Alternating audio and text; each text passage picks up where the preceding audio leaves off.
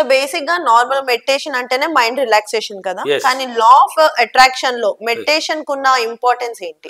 Yes, మంచి question. ఇంతకు ముందు మెడిటేషన్ ఎలా అనేది కూడా చెప్పాము. అవును. అంటే ప్రశాంతత వస్తుంది, రిలాక్స్ అయిపోతుంది అని. కానీ దాంతో పాటు ఒక శక్తిని పొందబడతారు మీరు. ఓకే. ఈ మెడిటేషన్ ఎవడైతే డైలీ చేయగలుగుతాడో ఉదయం నైట్ లేచిన వెంటనే చేసుకోవాలి ప్రశాంతంగా. అంటే ఏ డిస్టర్బెన్స్ ఉండకూడదు. అందరూ ఎప్పుడు నిద్రపోతారు? మామూలుగా ఎప్పుడు నిద్రపోతారు? నైటే. ఎన్ని గంటలకి? 2 గంటలు కూడా పోలు లోడుకుంటూ ఉంటారు. ఇప్పుడు నేను ట్రైన్ లో పోతుంటే ఒక 3 గంటలు కూడా లోడుతానే ఉంటాడు. ఒక 10 గంటల నుంచి సాయంత్రం నుంచి చూస్తాను ఉన్నాను, ట్రైన్ ఎక్కినప్పటి నుంచి లోడుకుంటానే ఉన్నాడు. మళ్ళీ చూస్తే 3 తర్వాత చూస్తే వాడు గాఢ నిద్రలో ఉన్నాడు. మేము దిగేసి పోతూ ఉంటే కూడా, అంటే ట్రైన్ లో కూడా నేను ఎవరు కానీ సైలెంట్ గా ఉంటే అక్కడ కూడా ధ్యానం చేస్తాను. నేను సైలెంట్ గా ఉంటేనే చేస్తాను, లేకపోతే డిస్టర్బెన్స్ అయితే చేయను. ఎందుకంటే అక్కడ మైది వస్తూ ఉంటది. అప్పుడు వాడు లోడుతూ ఉంటాడు, ఒరే పాపిస్తాడా. మళ్ళీ చూస్తే ఇప్పుడు గాఢ నిద్ర. మేలుకోవాల్సిన టైంలో గాఢ నిద్రపోతాడు, వేస్ట్ గా తయారైపోతారు. కాబట్టి ఆ తెల్లవారుజామున ఎవరైతే లేచి ధ్యానం చేసుకుంటారో ప్రశాంతంగా, ఎక్కువ మంది నిద్రపోయేది గాఢ నిద్ర ఆ టైంలో. ఆ టైంలో మనం మేల్కోవాలి. ఎదగాలి, సాధించాలన్నవాడు ఆ టైంలో మేల్కోవాలి.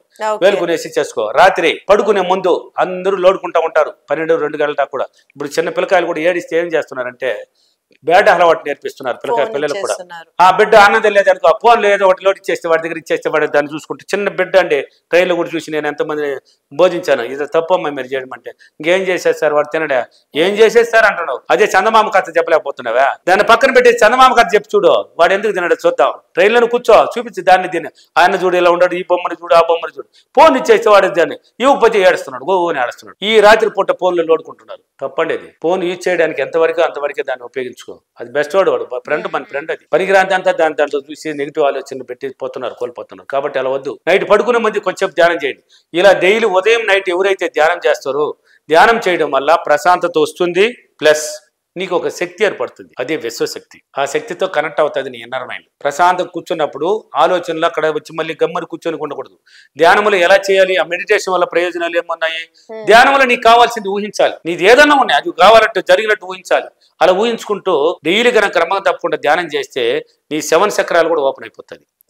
ప్రశాంతంగా స్టడీ కూర్చోవాలి. మళ్ళీ కూర్చున్నారంటే ఏదో వంగిన మాట పట్టిన మాట అనుకున్నామని కాదు. స్టడీ కూర్చొని వెనుముక నిలవను పెట్టి సైలెంట్ గా దృష్టి మొత్తం ఈ యొక్క బుట్టు పెడతాం కదా ఇక్కడ కనిపెట్టి కూర్చున్నామంటే ఆ చక్రాలు ఓపెన్ అవ్వడానికి స్టార్ట్ అవుతుంది. విశ్వశక్తిలో ఇన్నర్ మైండ్ కనెక్ట్ అవుతుంది.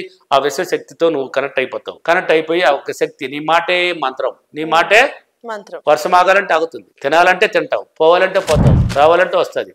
నేను ఎలాగైనా ఈ రోజు నాకు డబ్బు కావాలంటే వస్తుంది. వాళ్ళంతా విశ్వశక్తి కనెక్ట్ అయిన వాళ్ళు. ఊరికి రాలా వాళ్ళ పట్టుదల. ఇప్పుడు చాలా మంది అడుగుతుంటారు నన్ను ఫోన్లో కూడా, సార్ ఏ పని చేయకనే ఎలా సార్ డబ్బు వస్తుంది? అదేం సార్, నేను పని చేయలేదని ఎవరు చెప్తున్నారు మీకు?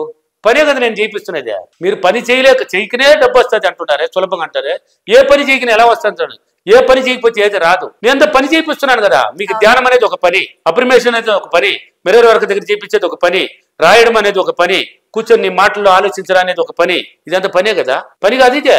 అంటే సులభ పని పెడుతున్నాను. నేను కష్టపడి పని పెట్టలేదు. పని చేయకనే డబ్బు రాదు. నువ్వు పని పెట్టాను కదా. నీకు ఏం పని పెట్టాను? సులభమైన పని పెట్టాను. నీ మైండ్కి పని పెట్టాను. నీ మైండ్ని వాడుకోవాలని ఒక పని నేర్పించాను. ఉదయం నైట్ ఇలా చేసినావు. ఇది పనే కదా. కష్టపడి అంటే పారెత్తుకుంటేనే డబ్బా? కష్టపడి కంప్యూటర్ నొక్కితేనే పనా? 24 గంటలు కంప్యూటర్ దాన్ని చూసి కండ్లు సొప్పులు పోతేనే పనా? ఎవరు చెప్పారు అలా? దాన్నే పని అని. ఇది పని కాదు. ఇదే నిద్ర మాడుకున్నావు కదా, అది కూడా ఒక పని. లేచినావు కదా, అది ఒక పని. కూర్చున్నావు కదా, అది ఒక పని. చెప్తున్నావు కదా, అది ఒక పని. రాస్తున్నావు కదా, అది ఒక పని. ధ్యానం చేస్తున్నావు కదా, అది ఒక పని. నీ మైండ్కి పని పెడుతున్నావు. నీ మైండ్ని వాడుకుంటున్నావు. నీ మైండ్కి పదే పని పెట్టడం వల్ల నీకు సులభ మార్గం అన్నావు కాబట్టి సులభ మార్గాలను ఎత్తుకుంటుంది. సులభ మార్గాలు క్రియేట్ చేసుకుంటుంది. సృష్టికర్త నువ్వే కదా సృష్టించుకుంటుంది. ఆటోమేటిక్గా నీకు సులభ మార్గాలు ఏర్పడతాయి. సులభంగా డబ్బు సంపాదించుకోవచ్చు. ఏదైనా సాధ్యం.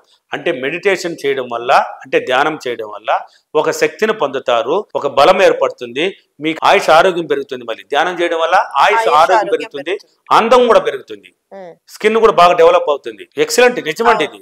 ఆ ధ్యానం మనం ఉన్న పవర్ ఇన్ని ప్రయోజనాలు ఉన్నాయి. ఓన్లీ మైండ్ ప్రశాంతత కాదు, అన్ని విధాలుగా మీకు మీ లైఫ్ ను మార్చడానికి ఆ ధ్యానము నెంబర్ 1 గా ఉపయోగపడుతుందని చెప్తున్నాను. ఓకేనా? కాబట్టి ధ్యానం ప్రతిరోజు చేసుకోండి. ధ్యానం చేయడం వల్ల చాలా ప్రయోజనాలు ఉన్నాయి, ఇంకా బోలెడు ఉన్నాయి. చేసుకోండి. ప్రతిరోజు చేయడం వల్ల మీ మాట మంత్రం తయారవుతుంది, విశ్వశక్తిలో కనెక్ట్ అవుతారు. ఈ రోజు అఫర్మేషన్, నేను ప్రతిరోజు క్రమం తప్పకుండా ఉదయం నైట్ ధ్యానం చేసి నేను ఒక శక్తిని పొంది నా యొక్క అలవాట్లు మార్చుకొని నేను మంచి లగ్జరీ జీవితాన్ని అనుభవిస్తున్నందుకు డబ్బులకి విశ్వానికి చాలా చాలా కృతజ్ఞతలు. థ్యాంక్ యూ వారు. Thank you money. Thank you so much. Thank you. So చూసారు కదండి, ఈ వీడియో కనుక మీకు నచ్చినట్లయితే వీడియో లైక్, కామెంట్, షేర్ చేయండి. ఇలాంటి మరిన్ని ఇంట్రెస్టింగ్ వీడియోస్ కోసం మా ఛానల్ ని సబ్స్క్రైబ్ చేసేయండి.